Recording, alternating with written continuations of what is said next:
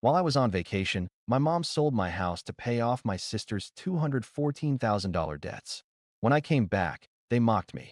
Now you're homeless. I just smiled. What's so funny? They snapped, irritated. I replied that the house they sold was actually. My name is Benjamin. I'm 32, a real estate agent who lives out of color-coded calendars and open house cookies. Oldest child, default problem solver. The one who carries toolkits in his trunk and extra contracts in his glove box. If something leaks, breaks, or cries in my family, it somehow becomes my job. I wasn't the golden kid. That was my younger sister, Natalie. She was the story, the drama, the fire alarm. I was the fire extinguisher. People think being an agent is all fancy kitchens and easy commission checks. It's not. It's 6 a.m. appraisals, basement mold, and clients who fall in love with the wrong house. Still, I liked it. I liked putting keys in hands and saying, "Welcome home." Maybe because home was the one thing I always wanted to build for myself. A quiet, steady place nobody could yank away. The night before my trip, I stood in my living room with suitcases by the door and a travel pillow looped around my neck like a donut. Airbnb renters had just left, the cleaners had just finished, and I walked the rooms the way I always do. Count the windows, check the locks, breathe in the lemon cleaner. The backyard string lights clicked on. Little gold dots across a dark yard. It looked like a life. Mine. Text when you land. Mom said on the phone, clipped and practical. Don't post too much. You know how people get jealous. Of me sitting on a plane for 10 hours? Benjamin. That tone. I could see the pinched smile without seeing her. Just be careful. I will. And if you talk to the bank, ask about extending. Mom, I cut in gently. I'm leaving at 5 in the morning. We'll talk later. There was a pause. Then she went soft. Have fun, honey. I will. I flew out to Maui the next day, my first real vacation in 3 years. No clients. No showings. No. Can you run over and look at this water spot? My phone slept in airplane mode. I read on the beach. I fell asleep to waves and woke up early enough to see the sand turn from gray to gold. A bartender taught me how to cut a pineapple the right way. A kid asked if I was famous because I wore sunglasses and walked fast. I laughed more in 6 days than I had in 6 months. On day 7, I finally turned my phone back on at the hotel breakfast, thinking I'd have a couple texts about mail or packages. My notifications stacked like a Jenga tower. 19 missed calls from Mom, 12 from Dad, 7 from Natalie. A message preview from Dad. Important update about the house. Call now. I stared at the screen, heartbeat thudding in my ears. The papaya on my fork dripped onto the plate. A server refilled my coffee and said, "Everything okay?" I nodded too quickly. I didn't call. I scrolled.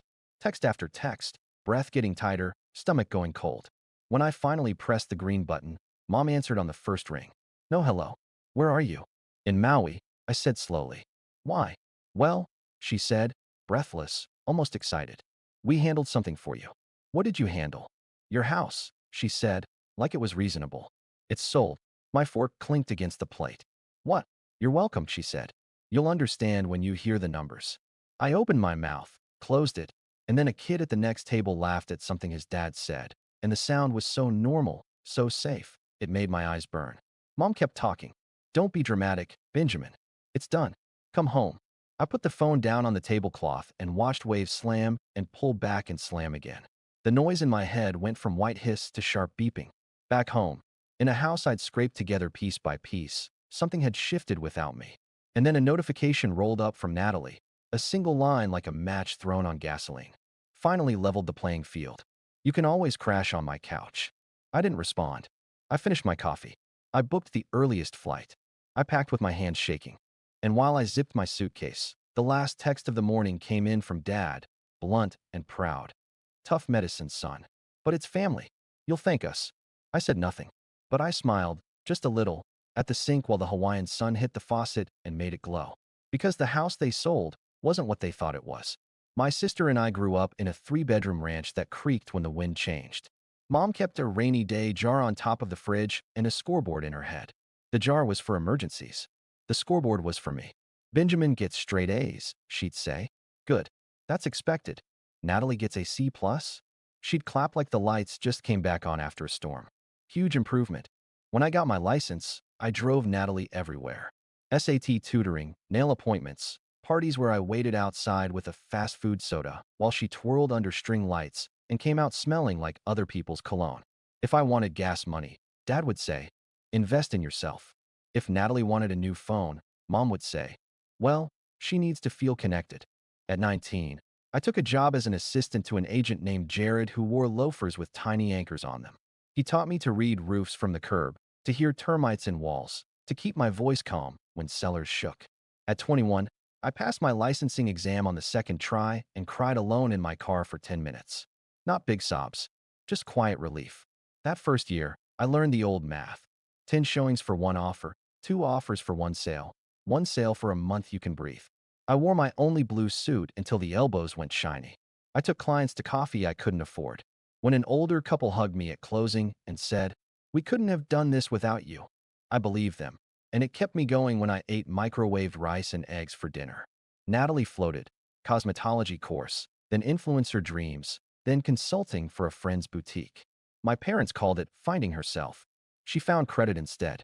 By 26, she had a nice car, 5 store cards, and a habit of posting champagne glasses with captions like, work hard, play harder. I watched the minimum payments crawl upward like vines. Money talk at our house always bent toward her. Just until next month, Mom would say, sliding an envelope across the table. We can't let her drown. Dad would add, she's got potential. Me? I was the plan. Benjamin will figure it out. Mom liked to say, he's good with numbers. I was good with numbers. Numbers bought me the place they thought was my house. When the market dipped 2 years ago, investors stopped moving on a new build near the park.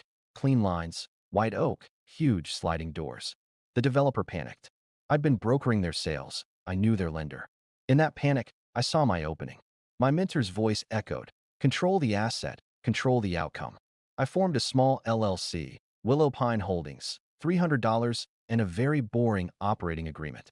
Willow Pine took a master lease on the property with an option to purchase at a pre-agreed price. I paid first and last month plus a security deposit from my savings and Airbnb'd the property legally, with permits, to traveling nurses and families in between homes. The cash flow was steady. The option meant I could buy when my financing lined up, or I could assign the contract to a client for a fee if the market popped. I put my own name nowhere the casual I would look. Not because I was hiding, because I work in real estate, and I have seen relatives get creative when they think they're entitled to your stuff. I told my parents I was staying there. It was easier than explaining beneficial interests and right-to-purchase clauses. I kept the real paperwork in a fireproof box and the scanned copies in an encrypted folder labeled taxes. The deed wasn't in my name. The lease wasn't in my name. Even the mailbox had a discreet silver plate that read WPH, LLC. Meanwhile, Natalie's numbers multiplied. Car note, $642. 4 cards, $17,300, $9,700, $12,600 for $1,900. Personal loan, $28,000.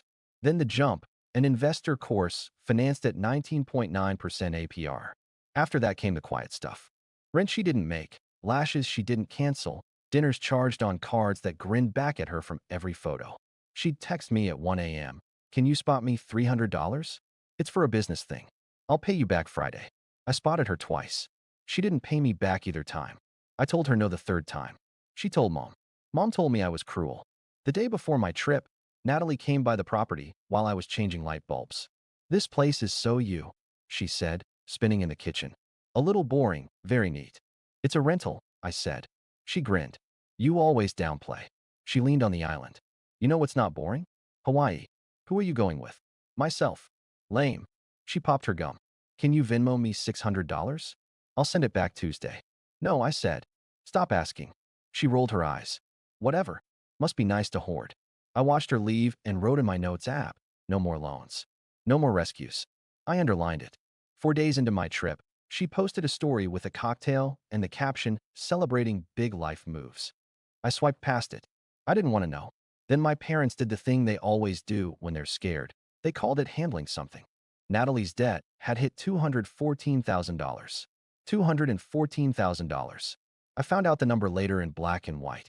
At the time, I only had a vibration of dread and my mother's voice saying, you'll understand when you hear the numbers. According to texts they later bragged about in the family group chat, here's how it went. Mom, Dad, and Natalie met with a cash buyer at a diner. Mom printed a Zillow screenshot of my property and set it on the table like an offering. The buyer, shaved head, golf shirt, said he could wire the funds in 24 hours if they signed a quick deed and a seller's affidavit. He'd take care of the back taxes. There were no back taxes, but that's the line. Can we do it without Benjamin? Mom asked. He's unavailable. Does he own it? The buyer asked. It's his house, Mom said firmly. Natalie asked what the finder's fee would be if she brought him a second house. I saw that line later and put my phone down and walked the hallway twice so I wouldn't throw it. The buyer printed a bargain bin deed form and slid it over a ketchup stain. Mom signed my name in shaky block letters. Dad witnessed. Natalie filmed a boomerang with the sold caption and a confetti gif. The wire hit their joint account the next afternoon. $380,000 less a shady service fee. They used $214,000 to save Natalie. They paid off their car. They set aside a chunk for a family trip. They left a little for me to get back on my feet. That was the part that nearly made me laugh out loud when I read it later. They thought they'd solved a problem. They had, but not the one they thought. Because you can't sell what you don't own. Because the owner of record was Willow Pine Holdings, LLC. Because the signature they forged wasn't mine. It was nobody's. And because the buyer? He didn't buy anything. He bought a lawsuit. I got back on a red eye. Eyes sandpaper, jaw tight. I didn't go to my parents' house. I went straight to the property. A moving truck was in the driveway. My mother stood in the yard in her church sandals, hands on hips, directing two guys like she was a foreman and not a person who had committed 3 different crimes in 48 hours. There he is, she called when she saw me. Her voice had that bright edge it gets when she's already decided you're wrong. We were worried you'd miss us. Miss what? I asked, walking past her. The front door was propped open with a paint can. The house smelled like Windex and warm drywall. Closing out, she said. New owner wants to start renovations immediately. I looked at the new owner, who was standing by the mantel taking photos like an influencer. Golf shirt. Same guy. He gave me a nod, confident and bored. He did not know who I was. He did not know what I knew. Natalie strolled out of the kitchen in a sweatshirt that said blessed. She looked me up and down like I was a guest who arrived without wine. Hey, Benny. How was Maui? I'm not doing this in the yard, I said.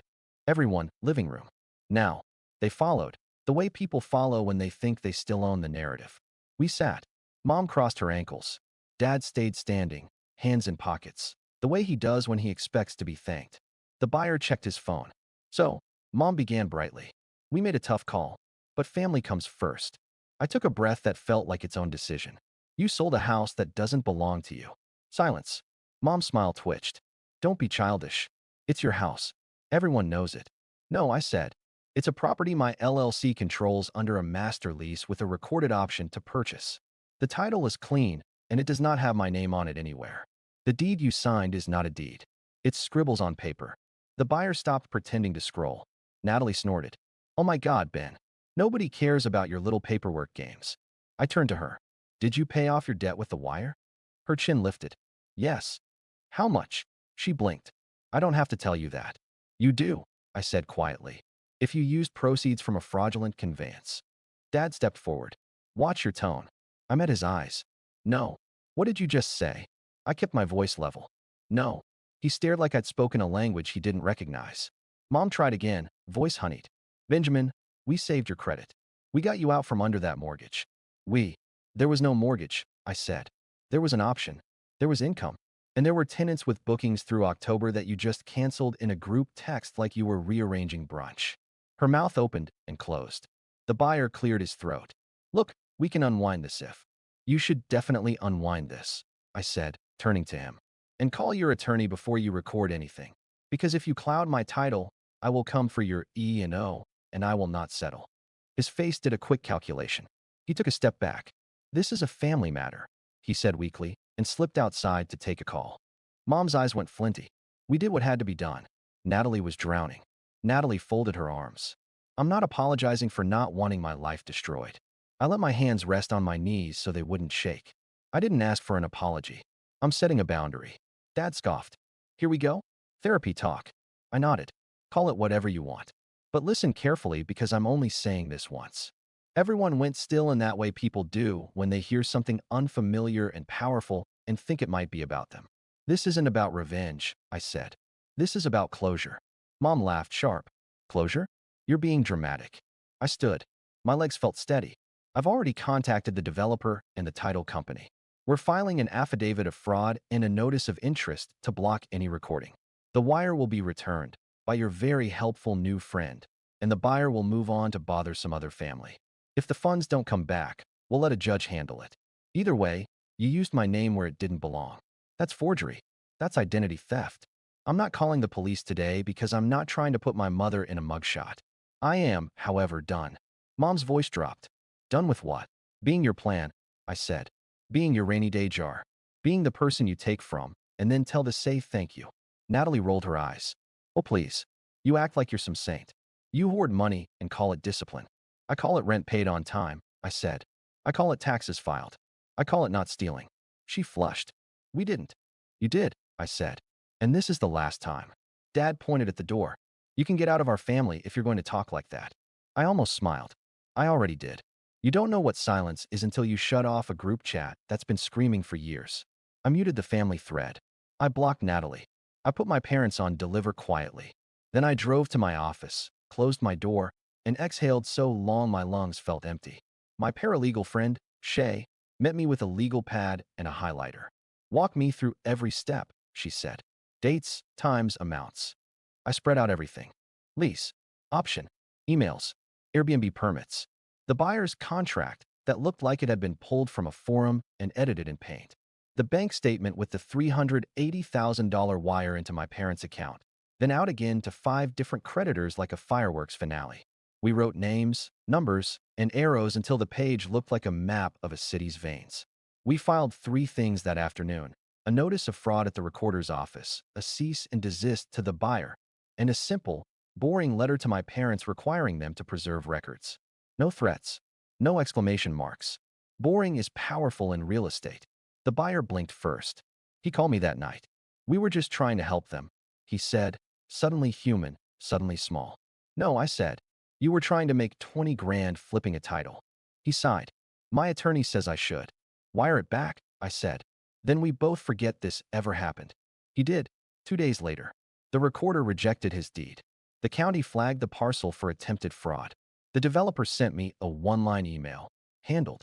I slept for 8 hours without waking up to check my phone. My parents did not let go easily. On Wednesday, Mom called 6 times. I didn't answer. She left 3 voicemails that sounded like Act 1, Act 2, Act 3 of the same play: guilt, anger, threat. Voicemail 1. You're misunderstanding. We did this for you. Call me back so we can fix it. Voicemail 2. I spoke to our pastor. He says you're being prideful. Benjamin, this isn't who you are. Voicemail 3. If you don't talk to us, we're going to tell people what really happened. I listened to them once. Then I saved them to a folder called documentation and went for a walk. Natalie posted a story, a boomerang of her flipping her hair with the caption, "Haters gonna hate." Someone DM'd it to me with the message, "Your sister okay?" I typed and deleted 5 drafts. I settled on yes and put my phone face down.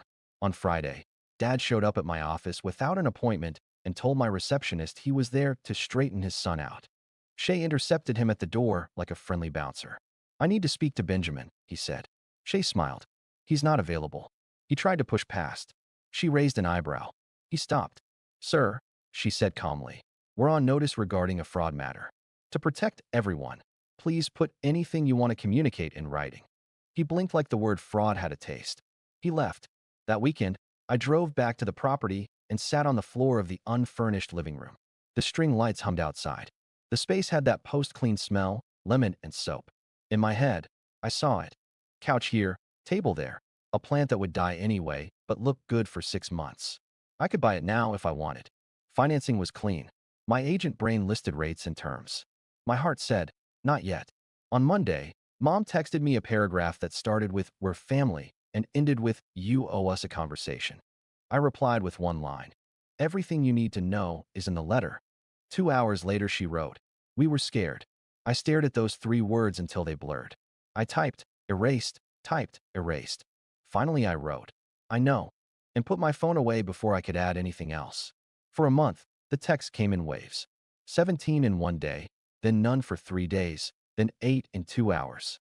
Jacob, my cousin, sent a screenshot of the family group where Natalie called me a landlord leech, and Mom wrote that Benjamin is letting strangers stay in his home for money while his sister suffocates. Aunt Robin chimed in. But he has so much. He could spare a little. I didn't defend myself. I didn't send PDFs. I didn't post receipts. I watered the plan on my desk. I answered clients' questions.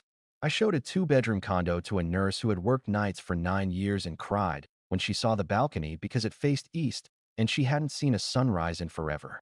I put keys in her hand and said, "Welcome home." That felt like clean air. Then came the night everything finally snapped into focus. Sunday dinner.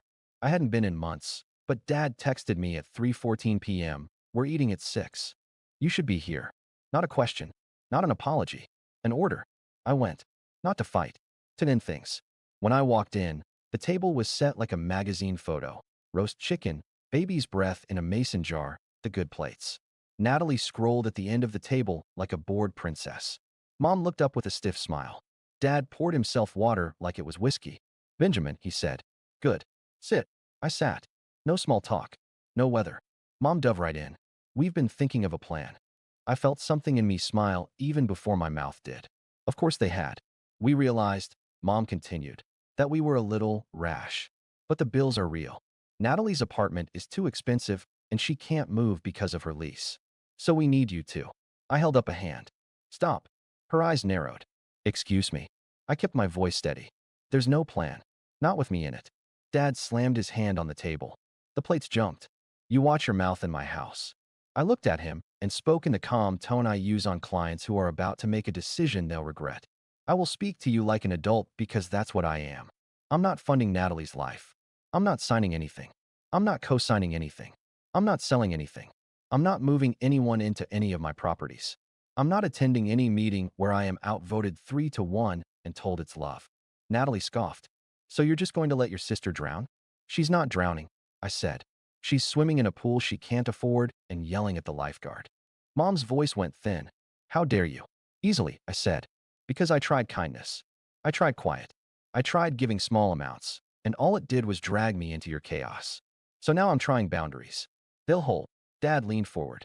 "You're ungrateful." "For what?" I asked. "For the years I drove her? For the years I was told to be the bigger person? For the house you tried to sell that you didn't own?" Mom's eyes flashed. "We were saving you." I looked at them both, and then at Natalie, who had gone very still, phone face down like a tiny black mirror. "You weren't saving me," I said. "You were erasing me." Nobody spoke. The clock ticked loud. I pushed my chair back. "I'm done for the night." I stood, then paused. "I'll always answer if someone is sick, or if there's a real emergency. But I'm not your emergency fund." "Not anymore." Natalie snapped. "So you're just going to walk away?" "Yes," I said simply. "From this." I left. The door clicked behind me. Outside, the air felt like water. When I got into my car, my phone buzzed, then buzzed again. 2 calls. 3 calls. 5 calls. I watched the counter go up to 14, then 21, then 33. I turned the phone over so the light faced down and drove home in the dark. I slept. In the morning, I made coffee and listened to the quiet. No text yet. Then, at 8:07, one came through. "From Mom. I don't recognize you." I set the phone down and smiled. "Me neither," I said out loud and took the first sip. 3 months and the noise faded. Mom sends forgiveness articles. I don't reply. Our whole script fits in one line. "I love you. I'm not funding you." Dad's mostly silent. When he asked about rates, I answered like any client. Natalie rebranded to accountability, shredded a card on camera, texted, "Are we okay?" I sent, "We're adults." I exercised the option and bought the house. For peace, not payback. Furnished it slow. 1 chair, 1 lamp, 1 rule. Nothing I'll apologize for. Some nights I sit under the string lights and think, this is mine. Not the walls. The quiet. People want handcuffs. I want boundaries. Charity over lashes. Holiday card. No dinner. No, we won't waive inspection. Missed call from Mom without the stomach drop. Love stayed. The cost changed. For years the bill showed my name whether I'd ordered or not. I put the pen down. At a closing, a teacher cried into my shoulder. "Didn't think I'd ever get here." "I know," I said.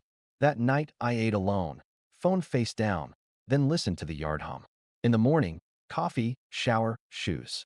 On the porch, Mom's voicemail. Lasagna on her steps. No talk. I didn't go. I bought a slice in the park. Simple. Mine. Closure isn't a slam. It's choosing the next door. I'm Benjamin. I work hard. I love my family. I don't pay their bills. If that makes me the villain, fine. I've got a life to live.